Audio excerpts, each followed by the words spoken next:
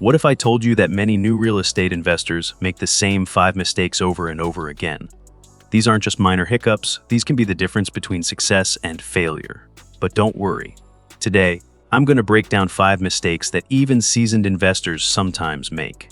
I'll show you exactly what to watch out for so that you can avoid these pitfalls and keep your investing journey on track.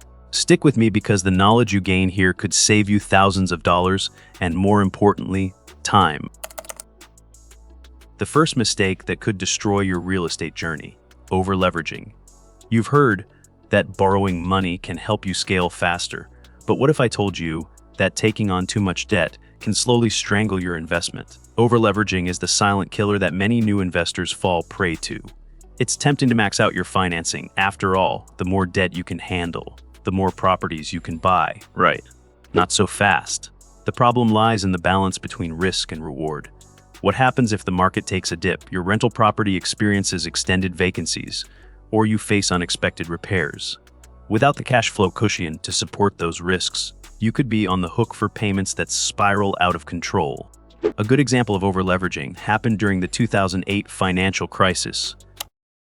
Many investors, banks, and homeowners took on more debt than they could handle.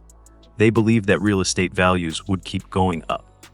One major case was the collapse of Lehman Brothers.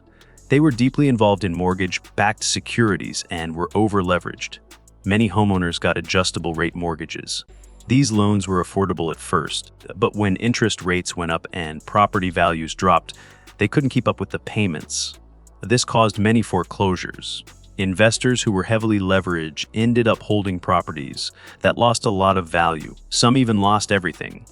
It wasn't the interest rates that hurt them. It was taking on too much risk with their debt. The lesson was to protect yourself, avoid too much debt, diversify your investments, and always be prepared for market shifts.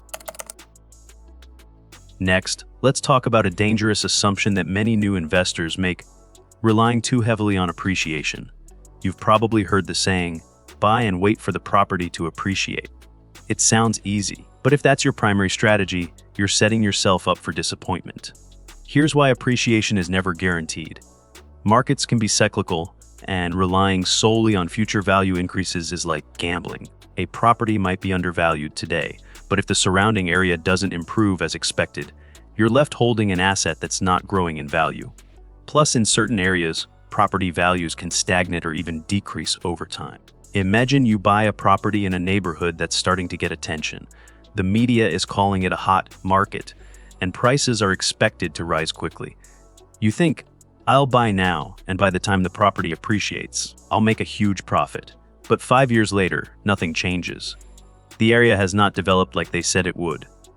The infrastructure didn't improve, and the neighborhood hasn't gentrified. Your property's value stays the same, and you're left waiting for a rise that never happens. Plus, the rent didn't bring in the income you expected. The key is to do thorough research and focus on long-term growth, not just short-term hype. Make sure the neighborhood is truly on track for development and build your investment strategy on solid fundamentals, not guesswork. Here's a mistake that many investors don't talk about: failing to understand the true cost of cheap deals. You've probably seen a listing for a property that seems too good to be true. Maybe it's below market value, or the seller's desperate. Your instinct tells you it's a great deal. But what many new investors miss is the true cost of those cheap properties. Cheap properties often come with hidden problems: structural issues, outdated electrical systems, mold, pest infestations, or poor insulation. These are all costly fixes that can easily eat into any profit. But here's the kicker: these problems aren't always immediately obvious. A good example of this mistake happened in New York City in the early 2010s. A real estate investor bought a cheap, distressed property in the Bronx for $150,000, well below the average home price in the area. It seemed like a great deal, but there were hidden costs. After an inspection, the buyer found major problems of foundation issues, outdated plumbing, and severe mold. To fix these, the investor had to spend an additional $80,000 on repairs. And as more issues were uncovered, the costs kept rising. In the end, the investor barely broke even when selling the property years later. The lesson is always factor in potential repair costs, do thorough inspections, and never assume a low price automatically means a good investment. One of the most overlooked mistakes is ignoring market cycles in real estate. Investors often get caught up in the excitement of a booming market, thinking it will last forever, and invest without considering the cycle. But real estate markets are cyclical. Just because an area is hot today doesn't mean it will stay that way. The market can easily correct tomorrow. If you don't understand where the market is in its cycle, you risk buying at the peak, just before it crashes. In the early 2000s, California's real estate market had a huge boom. Investors jumped in, expecting prices to keep rising. But by 2008, the market crashed, especially in cities like San Francisco and Los Angeles. Investors who bought at the peak were left with properties worth much less than what they paid. In areas like Riverside and San Bernardino, homes that were once worth $500,000 dropped to around $300,000. Those who ignored the cyclical nature of the market lost a lot, while those who bought during the downturn saw huge profits as the market recovered years later. The lesson is study historical trends, watch for indicators of where the market is heading, and know when to buy or sell. If you want to succeed, you need to understand market cycles and time your moves wisely. Don't get swept away by the boom. Plan for the downturn too.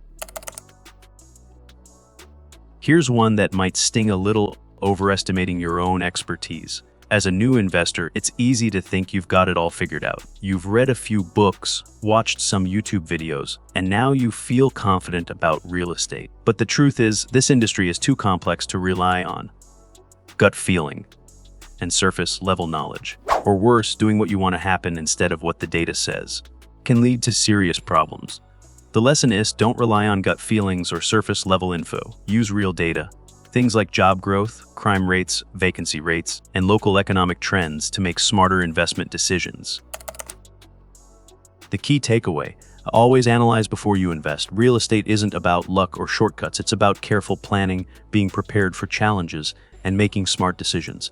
Stay sharp, stay analytical, and be ready for the unexpected. That's how you build a successful investment journey. If you found this video helpful, make sure to hit that like button and subscribe for more deep dive tips.